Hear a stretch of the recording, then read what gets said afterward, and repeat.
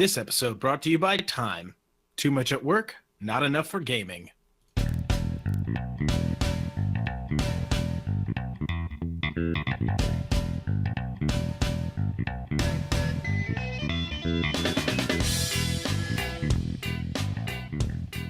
This is Hot Drop, where we bring you premier PUBG analysis and drops that set off smoke alarms.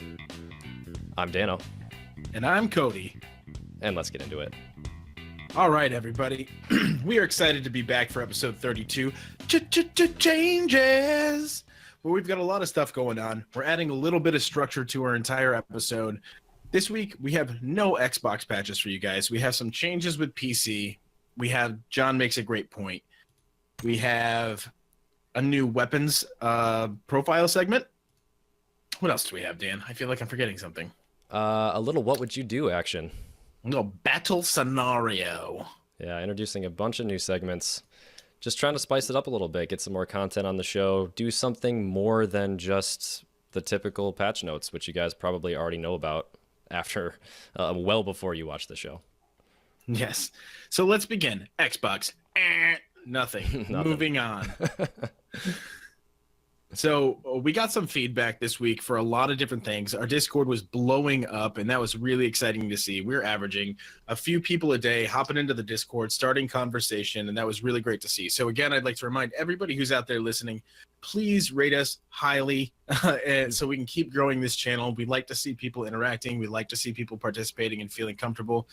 People can jump in, find groups to play with, just talk about our question of the week, which we have posed in our Discord, and kind of get better acquainted with some other fellow players. Yeah, we want to grow this thing. I feel like when I pop into Discord and there's people asking, hey, I'm looking for a person to play with. We got a couple spots open in our squad. I always feel bad when I'm busy and I can't pop in and play with you guys. So we do see all your messages. We've got a bunch of people on our Discord. I think the thing is we have a lot of people spread across a lot of different platforms. We have some people that are even mobile only right now while they're thinking about buying a Xbox or building a PC. So the more people in our Discord, the more cool people that you will have to play with, and more fun you'll have as a group. So pop into our Discord. The link is, as always, in our show notes. And yeah, let's build this thing together. I'm super excited for how far we've come, and just as we grow and grow, like the future is looking great. So it is. We had our best download week yet again. So we peaked over 400 downloads on our first day last week, and it was incredibly exciting. We surpassed all of last month last week, and we still have this episode that you're listening to now. So we're just really, really stoked. We're really excited. So let's get right into PC update numero ocho. Let's do it. I'll take it. So this is, if you're a skin aficionado, this is the one, you might say. Aren't we all skin aficionados? I think we all are deep down. People love their skins. They like looking cool on the battlefield. As you're killing people, or as you are falling a valiant death, just, you got to look good doing it. You got to look nice. So we finally got these skins, and it's really exciting because there are a couple of different ways that you can get them through different crates. What did you think so far when we played with these skins the other day, Dan? First impressions are good. I think the year one Scar, which we'll get to in a second, that free gift for everyone, is a pretty cool skin, actually. I like it. If you look at it, they even inscribed "Winner, Winner, Chicken Dinner" on it. So it's just kind of a cool little gift for all of us that have supported the game from day one. We just hit this first 1 year mark, one of many years to come, and I can't believe how far the game has grown. By the way, it's absolutely nuts to think of where we were 1 year ago when I bought this game on Steam. I think like a week after it released.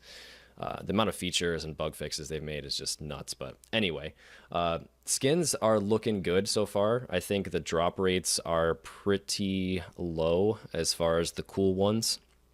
They're going for a very realistic look here. What I did actually, so as much as I wanted a cool skin, the first thing I did when I got that, the Triumph crate that was worth $5, I just sold it immediately. I'm going to get skins, but right now the crates are $5, so why not just pocket that $5 and use it towards a game?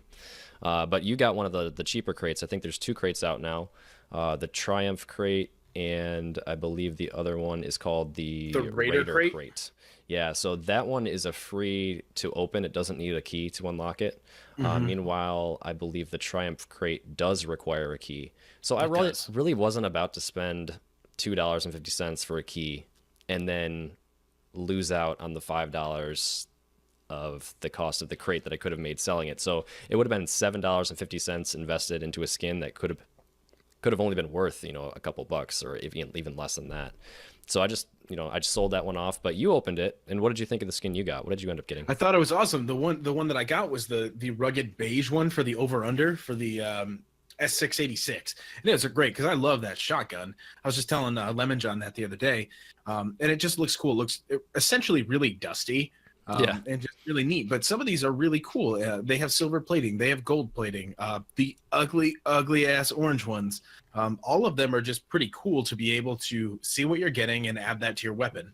I will say, it's a little disappointing that if you had a cool skin and you died and I picked up your gun, I get my skin, not your skin. Hmm. But I think overall, it's a really cool addition to this game. It's going to keep the game alive. Not that it was dying to begin with, but having those little things where people are buying crates and keys and doing all this stuff, it's going to keep people coming back to the game and figuring out what's new. Where they can take over for Fortnite, I think, is if they keep updating more often. If they throw these out, they come out with new skins on a bi-weekly basis, on a weekly basis, even like here's a new thing, here's a new thing, here's a new thing. Affiliate with Prime Loot, that would be a sweet one. Like Yeah. another Prime Loot. I know That's they had what one got when me you my first first bought the Fortnite. game. Hmm. Yep. So I think that would be a really cool addition. But I mean, these things go all the way down. Like a gold-plated over/under shotgun has a 0.0064% chance of being dropped. Yeah. That's Just insane. nothing. It's just nothing. That's why I say to you guys, if any of you guys look at this list of skins and see one that you want, don't open crates for it. Don't try to get it by opening crates because you're not going to get it.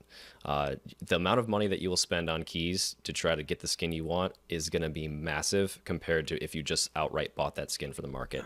I would also say, like, I know it's super cool to have the skins that no one else has, but if you do really like skins, just wait a couple weeks if you can, and you'll save so much money. Unless you have a bunch of disposable income, by all means, spend your money how you want. But if you want to get a little bit more bang for your buck, just wait a couple weeks and prices will drop dramatically because not many of these crates are being opened right now, and everyone has a set limit to the number of crates that they can get in a week. So prices are going to go up and up and up for the next week or so, up until the point when the crates reset, and then prices are going to drop again. And then you can get the cheaper skins at that point. So I don't know. If you've got the money, go for it. But I would say wait. I think there's some cool skins in here. There's not a really good page where you can see all of them. But if you just Google around, there's a couple websites that show you all the different skin designs. I think they're a great addition. And like you said, they got to keep updating them, adding more and more and more will keep people coming back. Yeah. What I think is weird is like not all of them have an equal representation of numbers of skins. I'm pretty sure the mini only has like one or two different skins that you can get. And they're not even like, whereas like all the orange colors are really high drop rates. There aren't, let's look actually. I think the mini has one at a 4.5. Yep. Desert Digital 4.5% drop rate. And then you have to scroll. And I don't see a second mini on there. Yeah. So in the Triumph crate or whatever, there isn't a second mini, but there are a bunch of Car 98s and there are a ton of umps and scars and all that and M4s, but that mini is just one. Yeah. What they're going to focus on now is just those really popular weapons. You know, the Scar, the M4, the Car 98, especially the Car 98 skins. I'm calling it right now. Bold prediction. Car 98 skins are probably going to be the most expensive just because Absolutely. people, it's a rare item, but everyone strives to get one every single match. So you want a sweet skin for it. So those are going to be the expensive skins. Right. But yeah, I think as we go forward, they're going to add, fill into that library of skins, if you will, and get more variety and bring more variety to the less common weapons or the less used ones.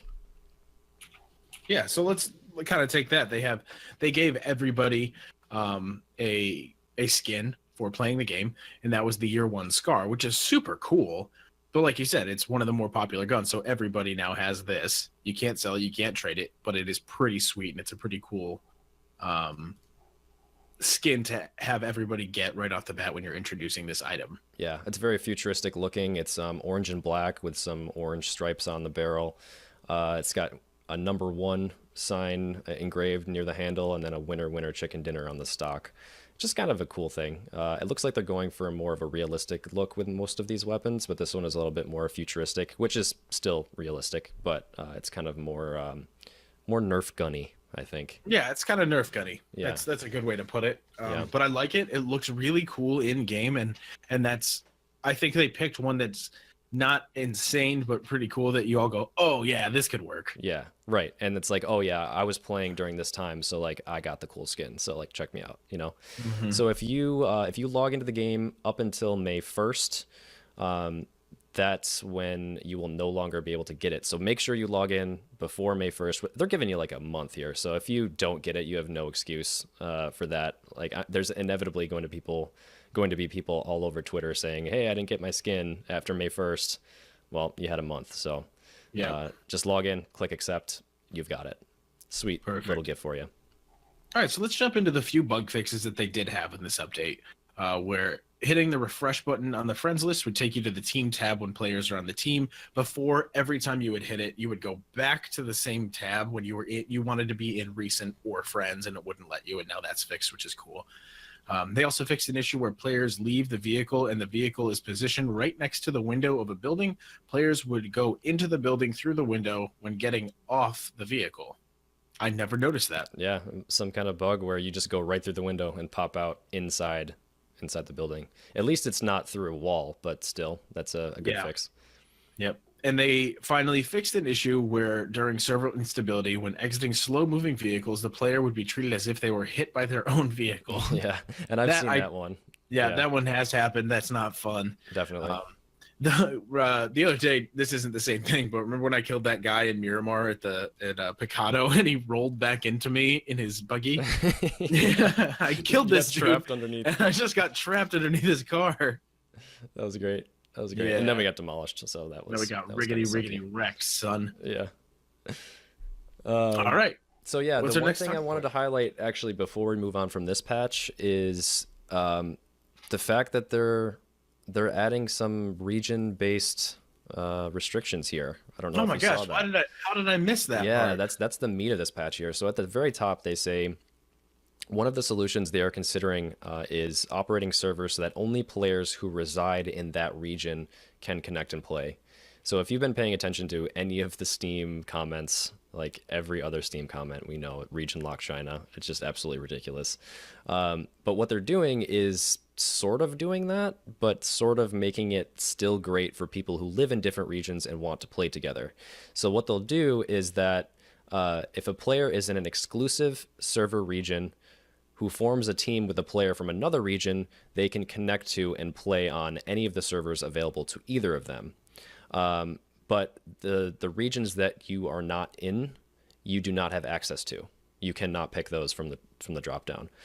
So a lot of people are saying this is already in place, but I think it's actually rolled out in just small increments here.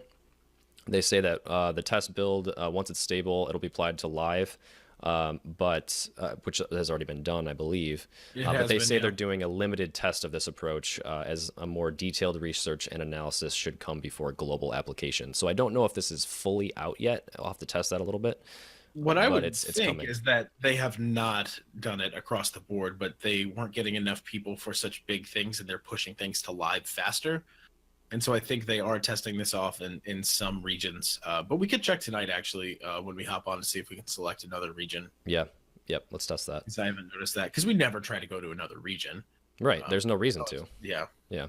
Unless we have friends in a different region that we want to play with, but I don't really know of anyone who's far enough away to make it so we need to join a separate region.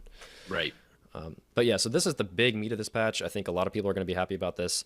I'm happy about this. I think this is going to make a lot, just overall smoother gameplay, fairer gameplay, less people with very high pings in your server. And it just makes a lot of sense to restrict people to certain regions that they belong to. So yeah, so that is the patch. We've got the special scar skin. We already covered that. Just so you know, make sure you log in, get that skin. May 1st. May 1st. But the one thing that about skins that I failed to mention earlier was that there's a couple hotkeys here, and I would have definitely missed this if I didn't read the patch notes. So say you're playing in a match and you have a weapon skin applied to the scar, for example. You've picked up that year one gift. So if you pick up a weapon that has a skin already applied to it, so say I pick up Cody's scar and he has a different one, it will keep your skin on it. So I'll have your skin for my dead enemy. But if I do Alt and left mouse button, it will switch the current skin to the one that I have applied. So it'll change Cody's scar, which I just picked up off the ground, to my year one scar that I have equipped in my scar slot. That's awesome. And then if you want to clear out the skin to the default one, you click Alt, Shift, left mouse button. I don't know how you're supposed to remember this, but Alt, Shift, left mouse button will switch it to the default skin for that weapon, so you can just clear it out. So say if you pick up an orange Car 98, for example, and you don't really want to stick out among the greenery of Erangel, Shift, Alt, left mouse button sets it to the default skin. That's fantastic. I think it's a really smart thing that they did. Yeah. It's cool because you can choose to pick up the skin you want, or you can switch it back to default right on the fly without going into menus. Pretty That's cool really stuff. great. So now let's get into a little bit of a meat of our own in this. Last week we posed the question whether or not we thought the Car 98 was too overpowered within the game. We got a lot of your feedback, and we really appreciate all of that because it really sparks some conversation between the stream squad about whether or not we do feel that it is overpowered and should have a place in the game. So Dan, you want to read off some of those? Or do you want me to handle that? Yeah, I'll pop into a couple. First, I want to introduce this segment as something that we will continue to do over time. Every single week, we're going to ask a question to you guys, and you can go into our Discord, pop into the question of the week room, and give us your thoughts and feedback. At the end of the week, as we roll into the next episode, we'll gather everything you guys had to say and then talk about it live. And then at the end of the segment, we're going to give our thoughts in combination with what you guys have already shared with us. Mm-hmm. So this is a pretty cool interactive segment that we'll be running every week. So the first bit of feedback is from Papa JV33, who, by the way, always looking for someone to play on Xbox with. Hop in there. He's always looking for a guy. He says he's a bit torn. Considering that it's not a crate drop, he would say yes, it is overpowered. However, he says the learning curve and skill needed to be lethal with it are much higher than other snipers. You can't just pick that thing up and go shroud on everyone. You have to know what you're doing. Yeah, that's true. I mean, it's one of the toughest things to learn. Kyler LK disagrees completely. He says it's not overpowered. It's a skilled weapon that fires slowly, for one. And if it had the same size clip or rate of fire that like an M4 or other, even the SKS, let's say, then it would be overpowered because I know we were talking kind of about the statistics of it, but it's almost a one-shot kill for almost everything to the head. It's a really high skill weapon, and it reloads incredibly slowly too, so it's harder to track people. So you have to chamber every single shot. All snipers kind of do that essentially, but it is incredibly slow, and it's really hard to find out where people are going once you've taken your shot, especially across longer distances over 4x scope probably. Mm-hmm. So Karate Monkey 21 actually says he thinks it is overpowered, and the biggest complaint that he has is he thinks it should not one-shot kill a level 2 helmet with full health. I think following all of this, we had a lot of other people just kind of go back and forth about the same exact things, whether or not it should be a crate available drop or whether it should be spawning into the actual game in itself. And I think it's a pretty even split across the entire Discord. And I think overall, to kind of reiterate our thoughts, I don't think it's overpowered in every situation. It changes the way you play the game. It has a rightful place to be a lootable spawn rate within the game and should not be a crate. We were talking about the AWM and the M24, mm-hmm. about their role in the game and why they should be drops within the care packages, but especially the M24. That sort of seems like the bastard child of the sniper rifles, because it's like that middle child that doesn't doesn't really have a place in the game. All middle children don't have a place in the game. I'm a middle child. No, I just mean like it doesn't seem like it has any real great advantages over the Car 98, and it doesn't really seem like it's, you know, Well, its damage percentage was about exactly the same as the Car 90, wasn't it? yeah, it's only a percent higher. Yeah, only a few percent points higher damage level, and it still will not level 3, will not one-shot kill with a level 3 helmet. I think this is a great time to just mention that we're going to start doing some weapon spotlights, and I think that that's probably going to be the interesting one that I want to dig deep into, is what role does that weapon, the M24, have in this game, because it seems very out of place, but we can get into that a little bit later. The other thing I wanted to mention is that Downward Spiral in Discord says he prefers to pick up an SKS over a Car 98, which I thought was kind of interesting, but it's sort of a different play style, where if you know you can get that one headshot, the first hit with a Car 90 or with the SKS, and then follow it up with a body shot or two, because you can rapid fire that SKS, it makes the SKS very strong. That's why I think very viable alternative to the Car 98. The SKS, if you notice a lot of the popular Twitch streamers that play this game and are really, really good, they'll pick up an SKS, no problem. Moses does it really well. WTF Moses. He uses the SKS and the AK a lot, but he's really good at holding his gun steady, but also rapid firing the SKS. For me, I started to pick up the SKS because it's a rapid fire gun and I could practice more easily with that. But now recently I started to pick up the Car 98 to see where my level is at. And sometimes I'll still give it to John, but I'll pick up the SKS almost every time if I find it, because I want to know how much better I am getting at using a sniper rifle. It's more the magnification than it is how I feel about the gun. Because you said it before, it bounces. It bounces hard. Yeah, that's my problem with the SKS. I'll never pick it up because of that, because I have a very tough time controlling the recoil. But on the flip side, I'm pretty good at, you know, doing flick shots and targeting someone's head really quickly.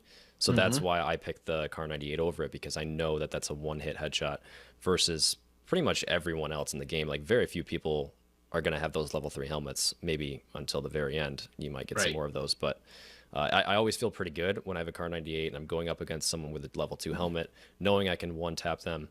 And then I always get a little bit sad when I see them have a level 3, because I'm like, oh, damn it, I got to hit him at least twice. And that puts me at a disadvantage. And I think that that's the thing here, is because there's other weapons that are very good in this game, I would say, you know, because other people pick the SKS, pick the Mini 14, pick the other still pretty powerful rifles over the Car 98, I think that's a sign that the Car 98 isn't that overpowered, because there's alternatives that are just as good, depending on how you play. Absolutely, yeah. Especially, too, on Xbox, where maybe you don't have that pinpoint accuracy. If you can do a couple follow-up shots quickly, your SKS might be a better choice.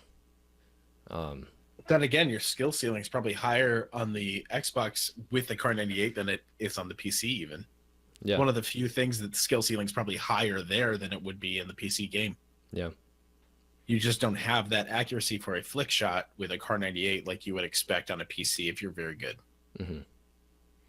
Yeah. So thank you all for that feedback, because that really sparked some really, really good discussion this week. And it seems like there's a pretty even split, and that's good to hear, and that people weren't just kind of getting mad over video game discussion. And it was really helpful to see everybody just have some really constructive conversation. Yeah, that's what I was going to say. Constructive. Good stuff. Yeah. So what's our question of the week for next week, you ask? Dun, dun, dun, dun. Shotgun or SMG as your secondary? Which do you prefer? Would love to hear all your guys' thoughts on that. So we'll digest everything you guys have to say, and then discuss all of those things on the next episode, and then give our thoughts on shotgun or SMG as our secondary. So pop into the Discord, go check out that weekly question section, and post your thoughts. Absolutely. If you don't have a Discord, email us. Tweet at us. Yeah. We want to know everything. Twitter, at HOTDROP Podcast, Gmail, HOTDROPpodcast@gmail.com. Boom, easy, done. Or just message me. I don't know. Find me on Steam. I'm a chicken sandwich. He's a chicken sandwich. I don't know why, but I am. It's a Wendy's number 6. It's crispy and delicious. It is delicious. And so hot sometimes when you bite into that thing and it's just like oozing the oil down your face. Oh, painful, but so worth it. So now I think we want to introduce a new segment. Weapon spotlights. What's the first weapon? Spotlight. We're talking about the M416 today, everybody. Everyone's favorite assault rifle. It is the most fantastic assault rifle in this game. Allows for the most attachments. It's the most versatile. We figured that was the best way to start off this new weapon segment. And so it desperately needs a counterpart and a 7.62 variant. That's all I wanted to pop in there real quick. Continue, please.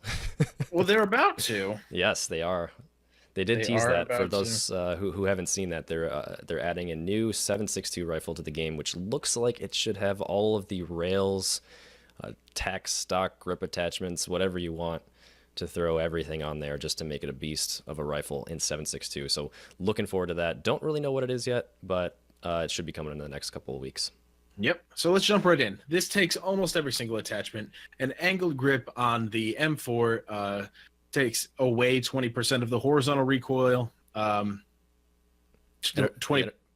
Sorry, go ahead. ahead. Oh, I was just going to say it also reduces that aim down sights time. So we just wanted to run through the attachments really quick and just talk about what are some options. Just pull out maybe one or two that we like to use. Basically, we could do an entire episode on this. Like, what is the go-to, angled or vertical grips? Everyone Personally, I like angled. I like angled. It's easier for me. I can control the vertical recoil pretty easily on most weapons, but the horizontal recoil allows me to focus on the vertical recoil and not worry about how far I'm swaying when I'm rapid firing in single burst or automatic. Exactly. I would say the exact same thing. Exact same thing. The vert grip is great when you're using an SKS, I'd say. But yes, because you need to control that vertical a little bit more. Yep. The less. But when you're using an M4, that angled grip is really a lifesaver, which I think is less so for the SCAR, honestly. But with that M4, I love an angled grip every single time, and aiming down the sights is key sometimes. Yep. Yeah, that's the thing is the aim down sights, the timing decreases by about 10%. That's such a little amount, but hey, if you can pull up the gun faster and look down the sight a little bit quicker, you might as well go with that. Because sometimes it will help you. That. It does. Sometimes it will really, really save your life. So sure. It's not often. Yeah, I get it, but you'll notice sometimes when you get that flick down and you just beat that guy. Yeah.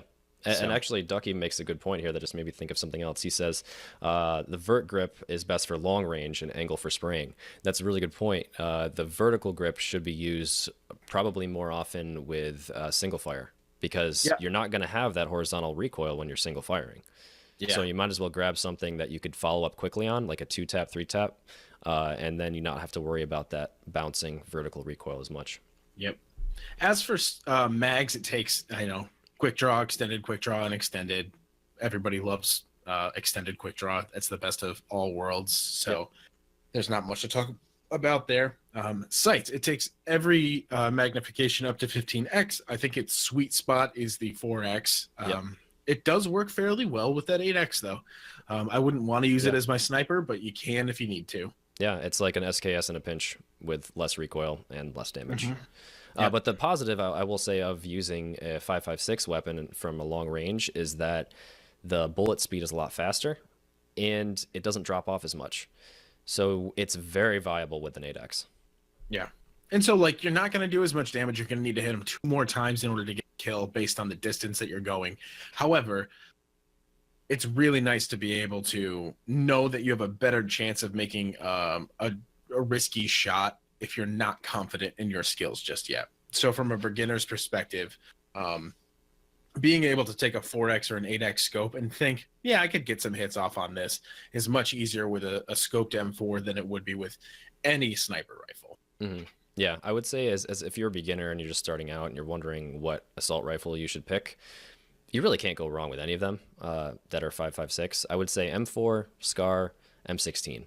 Those are the weapons that you should really focus on getting good with. And they're weapons that are pretty easy to control overall. They're not difficult. So you might as well stick to those because those are going to be your rifles that you use for your entire PUBG career. It's like M4, Scar, M16 if you like the burst. And we're going to get to those. We're going to get to those weapons. Like that's a very interesting thing is like no other rifle has that burst fire. So there's going to be some really really powerful players if you can master that burst. You're going to go against some people because you've probably seen that like really rapid fire shooting that you can't do with any other weapon. It's that M16 just putting the massive amounts of bullets in the air super fast. Yeah, so let's quickly cover barrel silencer points. Oh, you just cut out just a little bit, but I think I heard what you said. You wanted to cover the silencer and some of the barrel attachments. So obviously you've got the flash hider, compensator, and of course the silencer, which is, in my opinion, without contest, the absolute best attachment for any weapon. But I think we could probably do another breakdown of those as well, because there's definitely some situations where a compensator is a very good thing to have, especially with a fully auto weapon. It's going to make it much easier to control, and it makes it really easy to control an AK, which has a lot of recoil. Yeah, I would think in early game, if you find a compensator and a flash hider, you're going to want to take the compensator right off the bat. Once you get into more of an open range and you're using it with any kind of scope or 100% on Miramar, that's when you're going to want to choose the flash hider, because Miramar shows flashes like it's nobody's business, and it is terrible to give away your position in that map. So use the flash hider on Miramar almost at all times, I would say, unless it's early game and you know that people are just everywhere. Then use the compensator because it's going to make you more accurate.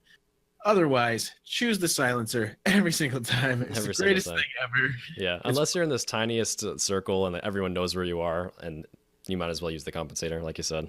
Yeah. But so yeah, let's get back on track with the M4 specifically. So this one, like most rifles, if you do not have a silencer on it, people can hear you from 700 meters away. Keep that in mind next time you're just randomly shooting into space or knocking out some tires. No free rides. 700 meters away, people can hear you. That's almost the size of the full giant square on the map. Which is 1,000. That's a long way. So just keep that in mind. But if you put that silencer on, people can only hear you from 350 meters away. And that's like the absolute maximum distance, which means it just sounds like a clear flat plane. That's across a clear flat plane. If there is no mountains, hills, trees, whatever, if you're silenced, that's tough to hear somebody from close to 100. Yep, especially past the 250 mark. It's just sounding like a little off in the distance, like you can barely even tell. So if you're talking to your buddies over the microphone, there's a very good chance you could completely miss the fact that someone's shooting even a couple hundred meters away from you, which at that distance, that's an 8x range completely. Like you can totally get picked off from that distance and not even realize where they're coming from. Yep. So that is the benefit of the silencer on the M4. So what about damage? So let's talk damage. No muzzle attachments. This is just what damage does. Body damage for an M4 at a level nothing, you're just kind of naked, does 41 damage. So it would take 3 shots to kill or down somebody if they're in squads.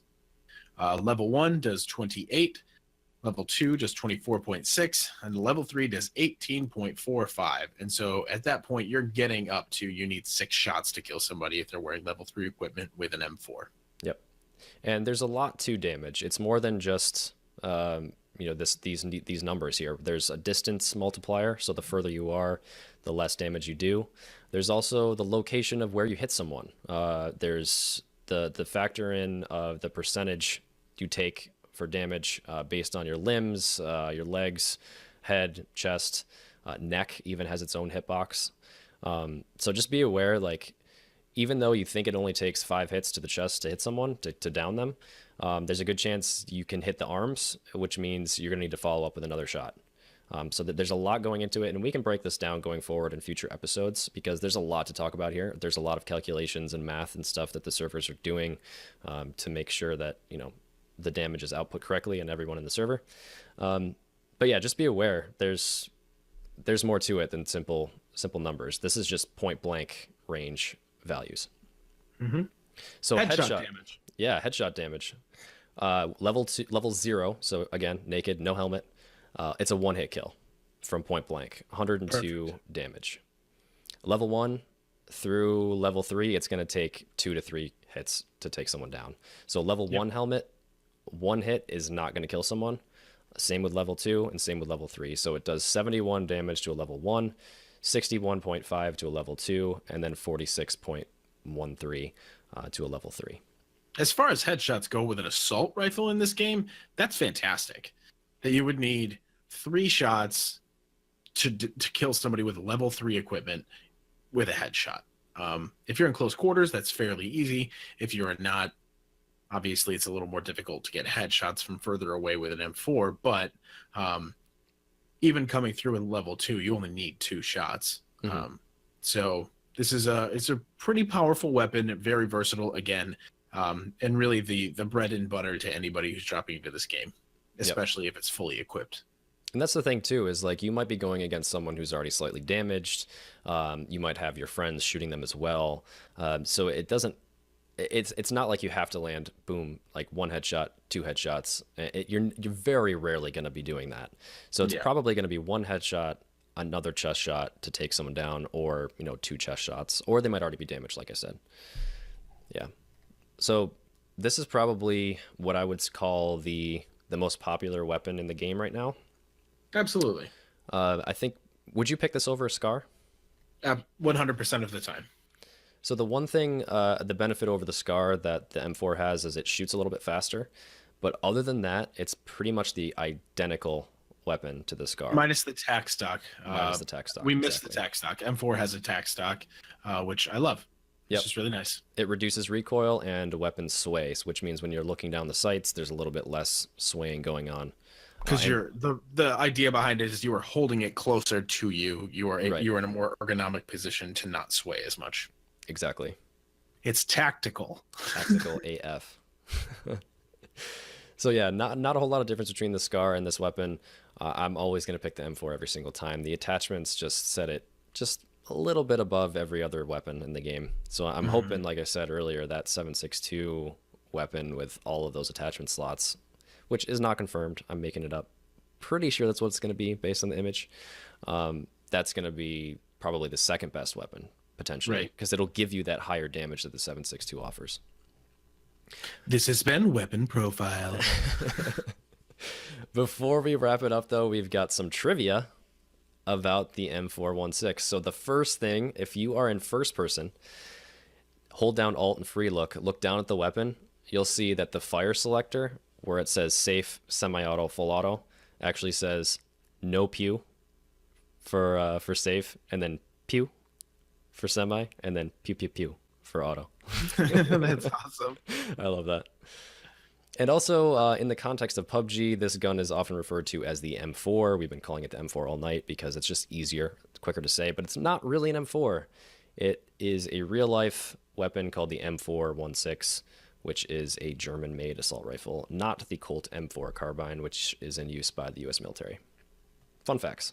I did not know that, Dan. Yep. It is not the actual M4. It is a completely different weapon.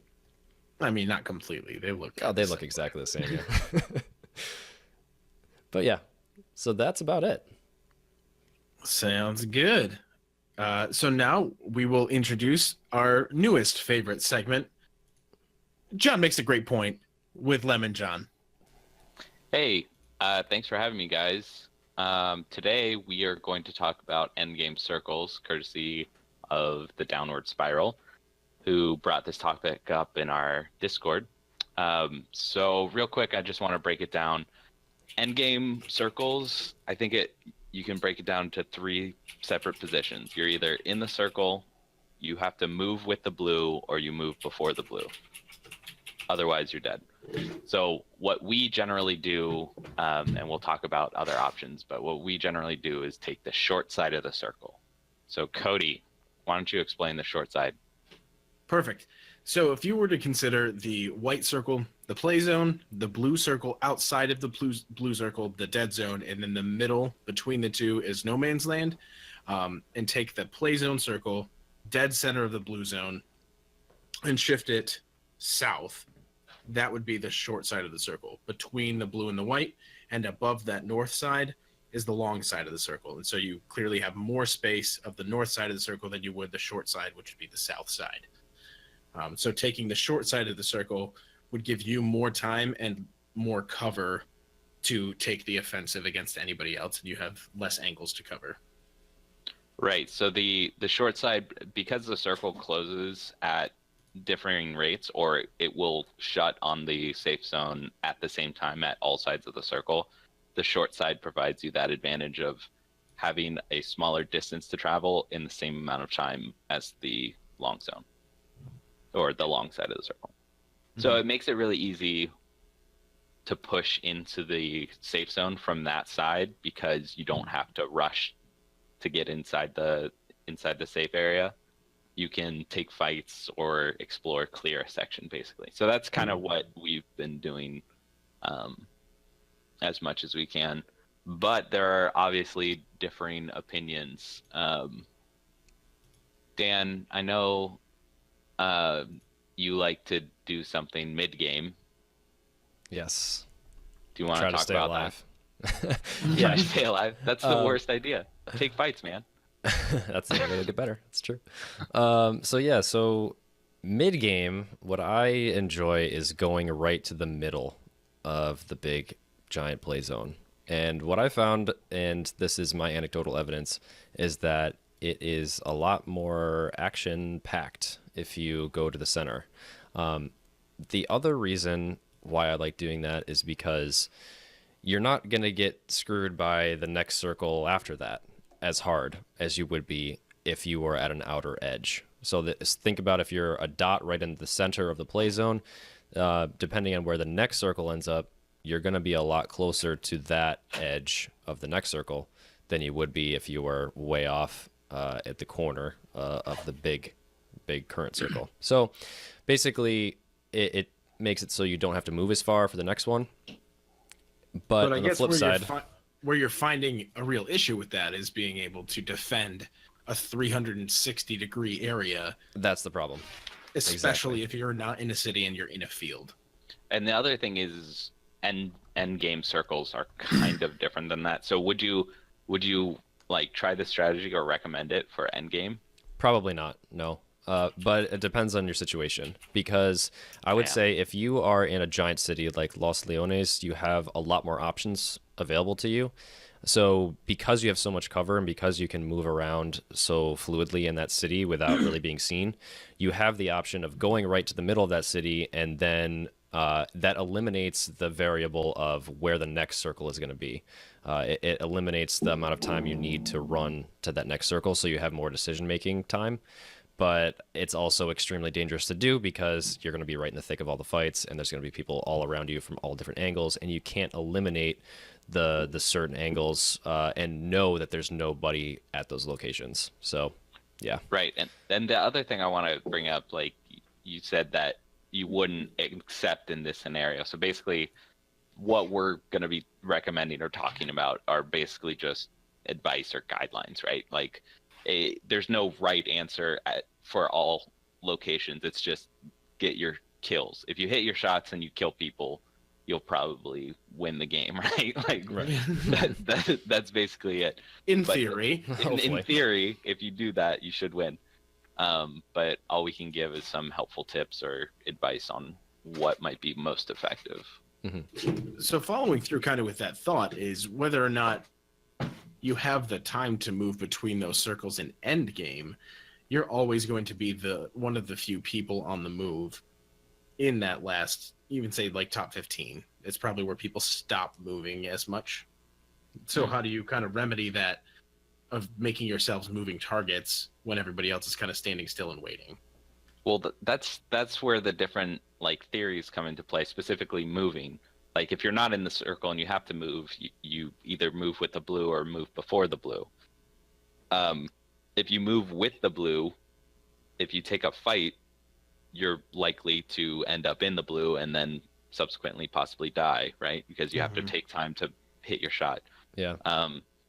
Or more than likely, you're going to be caught in a situation where you have to take a fight, or there's someone in front of you that you have to eliminate in order to get to the safe zone. And that's probably the biggest problem with moving with the blue. Right. Exactly. And then moving before the blue, like the biggest problem with that is people are gonna kind of be on the lookout, right, for people moving. Like the people in the circle are going to be trying to find the people running into the safe zone. So the problem with that, and it's not a big problem, you just have to be aware of this, is that people are going to be looking for you, just like throughout the rest of the game. The good news is you have time to fight or take cover.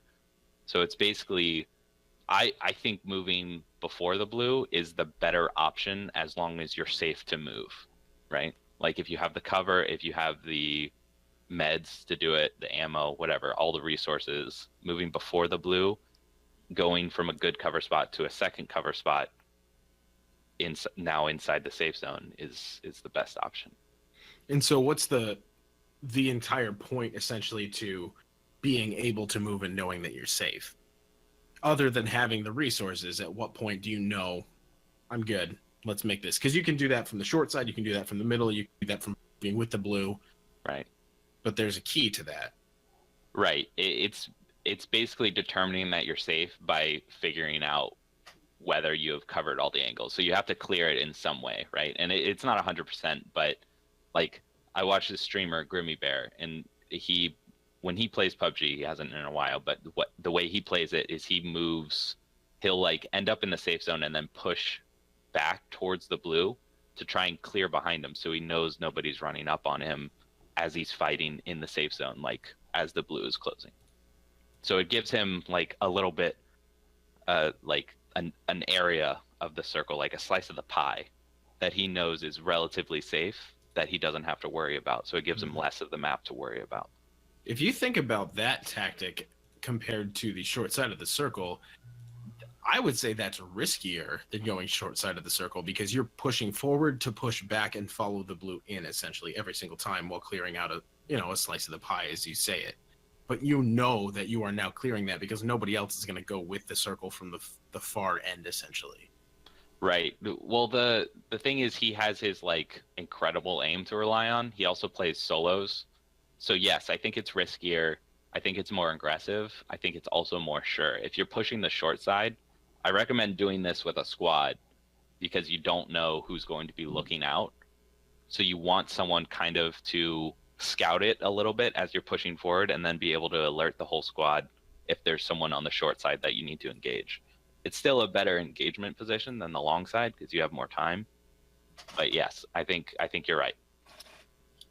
That is pretty clean. I have one more thought. How does this change if you have a vehicle and you know that you can get to a certain location within the circle very quickly? So say the circle it's a smaller one, there's top 25 maybe. You've got a motorcycle, which you're very comfortable riding, or a UAZ with your squad. If you know you can get to that spot really fast, how does that change your strategy? Well, the problem with knowing that you can get to a spot is even if you know you can get there, you don't know who's there, right? So like moving there might put you into the safe zone, but you have to do it in a way that will keep you safe throughout. Because a vehicle is obviously going to bring so much attention, especially in a smaller circle. So all that noise, you have to be able to have a place to like stop and park and let everyone out because you can't get out while moving. You'll die. Right. Don't try it, folks. So I think moving with a vehicle in smaller circles is super risky. But if that's the only way that you're gonna get to the safe zone, like without running through the blue, I think it's worth it. Like for that last ditch cover effort, like this mountain or this spot in the circle is gonna be good cover, and you're willing to take that engagement that you have to assume is there, just so that you're ready for it. Like I think that's worth it. So would you recommend overall likely just ditching your vehicle once you're at the top 25 or so and you're fairly close to the next edge? Yeah, I mean, I can't remember the last time we took a vehicle into like top 20 territory. Yeah, I would agree. Think it's just too much attention. Yeah. Yeah, it's just too loud. And plus, people with mouse and keyboard are just so accurate. I know for a fact, like I could pretty much take out at least one guy in a vehicle that's passing near me pretty consistently. Especially with a full squad in it, you can just like spray at it and headshot a couple of people. Yeah, or blow up the entire car. You know? Yeah, if you have a full squad, unloading on a UAZ at full health, like you can take that out pretty quickly. Right. But yeah, I think the biggest point is that like the circle is so small at that point that you have so many places to, like, so many eyes on you basically if you bring attention to yourself, either by running into the safe zone, any movement at all, vehicles, that kind of thing. I think it just makes it really hard. So you want to play it safe. You want to play it not necessarily like non-aggressive. You can still be aggressive, but just be smart about it. Taking the safe zone, clearing a section out so that you own that piece of land and you can defend it, get that good cover, ditch the car, all that stuff. That'll help you in the end game circles. Yep. And you want to set it up so you only take one fight at a time. You never want to get pinched by two different teams, because we saw that worked out the last time we played. We had some really ugly games where we got pinched on two sides, and that's an instant death scenario. Yeah. Cool. Awesome. Well, thank you, gentlemen. This has been me, John, making a great point. Boom. Boom. That's John making good points. Left Great and right. points. Great points. So that is about all we have for today. Thank you for joining us for episode number 31. Changes. Dropping in some new segments, new fun content for you guys to sink your teeth into. Next week, we're going to introduce yet another segment, and it's called What Would You Do?, where we prompt each other on some potential battle scenarios and then talk about how we would approach them.